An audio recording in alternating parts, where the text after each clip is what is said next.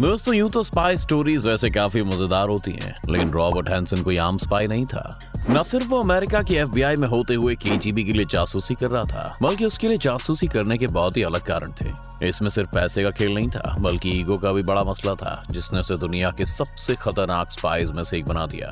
और Soviet union के टूटने के बाद भी अगले 10 साल तक उसे नहीं पकड़ा जा सका। क्या थी ये पूरी कहानी और क्यों की एक जासूस ने अपने ही देश से गद्दारी? आइए जानते हैं आज की इस वीडियो में। बस अंत तक बने रहेगा हमारे साथ। लेकिन वीडियो शुरू होने से पहले अगर आप इस चैनल पर नए हैं या आपने अभी तक इस चैनल को सब्सक्राइब नहीं किया है, तो चैनल को सब्सक्राइब करना, बेल आइकन दबाना ना भूलें।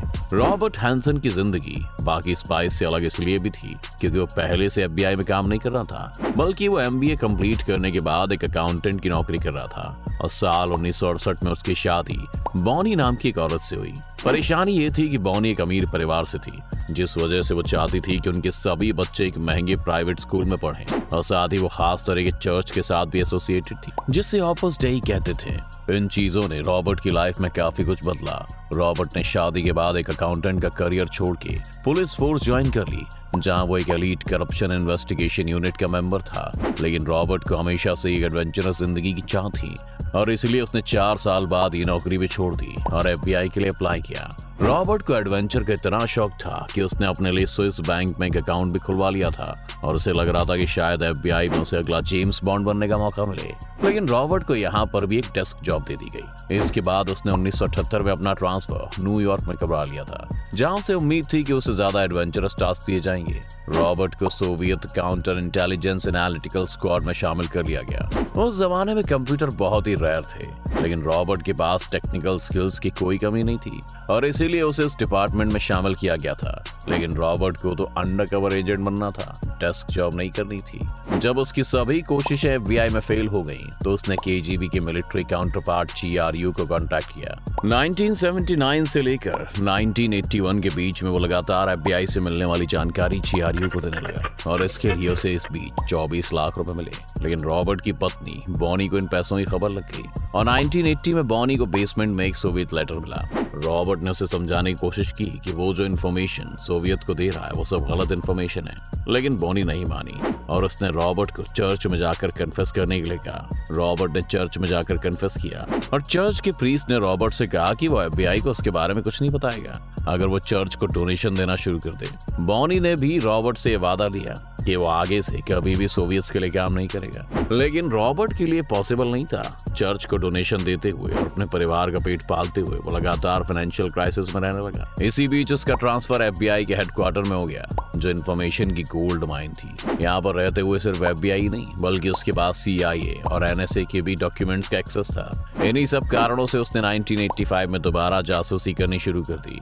रॉबर्ट ने एक सीक्रेट लेटर केजीबी को भेजा, जिसमें उसने उनके लिए काम करने की इच्छा जताई, और साथ ही इस लेटर में उन्हें 3 लोगों के नाम भी दिए जो सोवियत यूनियन में रहकर सीआईए के लिए काम कर रहे थे। ये थे बोरिस यूजिन, जेड सर्गी मोटोरिन और वैलेरी मार्टिनोव। इन तीनों डबल एजेंट्स की आइडेंटिटी को एक्सपोज करने के बदले रॉबर्ट को 80 लाख रुपए दिए गए, और इसी के साथ साथ सीआईए ने अपने 3 बेहतरीन एजेंट्स खो दिए। इसके बाद 1985 से 1991 तक रॉबर्ट लगातार केजीबी के लिए काम कर रहा था, और इस बीच वो लगातार देश के सीक्रेट्स को बेचकर पैसा कमा रहा था। इस बीच बॉनी को फिर से शक हुआ जब उसने घर में $5000 कैश में पाए, और उसने इस बात को अपने भाई को भी बताया, जो कि खुद एक एफबीआई ऑफिसर था। लेकिन तब भी रॉबर्ट को किसी ने नहीं पकड़ा। लेकिन फिर 1991 में सोवियत यूनियन टूट गया, कोल्ड वॉर खत्म हो गई, अमेरिका जीत चुका था, और अब गेम बदल चुकी थी।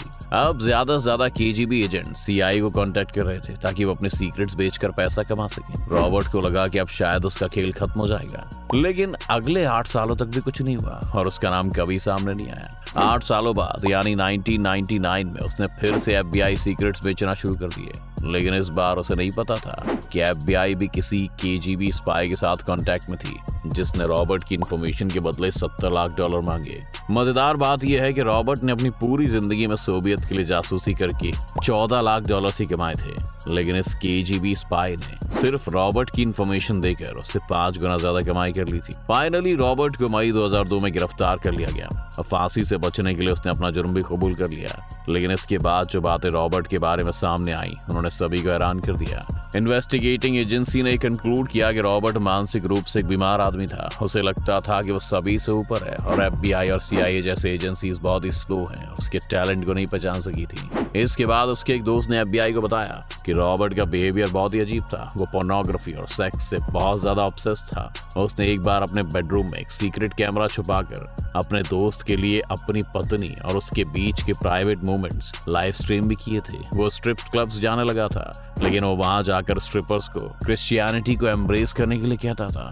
रॉबर्ट के केस पर साइकियाट्रिस्ट एलन सैलेरियन की सलाह ली गई, जिनके मुताबिक रॉबर्ट अपने ही इन विचारों से लड़ नहीं पा रहा था और वो लगातार इन चीजों के साथ ऑब्सेस्ड रहता था। इन सब से बचने का एक ही रास्ता था कि वो हमेशा अपने दिमाग को किसी और काम में लगाए रखे, जिस वजह से उसे जिंदगी में एडवेंचर चाहिए था और आखिरकार सोवियत्स के लिए जासूसी करने लगा। यहाँ पर यह बात भी नोट की जानी चाहिए कि KGB ने कभी रॉबर्ट को कांटेक्ट नहीं किया, बल्कि रॉबर्ट ने खुद KGB को अपनी सर्विस वॉलंटियर की थी, जो कि आमतौर पर नहीं होता है। 2007 में रॉबर्ट के FBI कलीग एरिक ओनील ने उसकी जिंदगी पर एक किताब भी लिखी थी, जिसे ग्रेड A के नाम से 2013 में पब्लिश किया गया। ये कहानी इसलिए भी अलग है क्योंकि इसमें तय कर पाना मुश्किल है कि क्या रॉबर्ट को गद्दार कहा जा सकता है, और अगर ये मान भी लिया जाए कि उसने देश के साथ गद्दारी की है, तो उन बाकी लोगों का क्या जो उसकी जिंदगी में थे। उसकी पत्नी बॉनी, जिसने लगातार उस पर न सिर्फ दबाव बनाया कि वो अपने 6 बच्चों को एक महंगी लाइफ दे, पर साथ ही उसने कभी जिंदगी में खुद घर के बाहर निकलकर कोई जॉब नहीं की। जब उसे पता चला कि रॉबर्ट एक जासूस है, तो उसने उसे चर्च में प्रीस्ट के पास भेज दिया, पुलिस को रिपोर्ट नहीं किया। चर्च के उस प्रीस्ट ने भी रॉबर्ट का कन्फेशन सुनकर उसे पुलिस में रिपोर्ट नहीं किया, बल्कि उसका फायदा उठाया और उसे चर्च के लिए डोनेशन देने के लिए कहा। इन सभी चीजों ने भी रॉबर्ट की मेंटल हेल्थ को डिटेल करने में काफी बड़ी भूमिका निभाई थी। रॉबर्ट की बातों को एक तरह से गलत भी नहीं ठहराया जा सकता, क्योंकि उसका यही कहना था कि FBI और CIA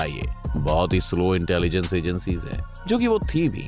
रॉबर्ट ने 1979 में पहली बार सोवियत यूनियन के लिए जासूसी की थी और 1991 में सोवियत यूनियन के कोलैप्स होने के बाद भी वो उसे अगले 10 साल तक नहीं पकड़ पाए। कहा जाता है कि जब फाइनली रॉबर्ट को अरेस्ट किया गया, तो उसने सबसे पहले यही कहा था कि तुम लोगों को इतनी देर आखिर कैसे लगी। साइकियाट्रिस्ट ने बाद में ये भी पॉइंट आउट किया कि रॉबर्ट की इस सिचुएशन के लिए उसके माता पिता भी जिम्मेदार थे।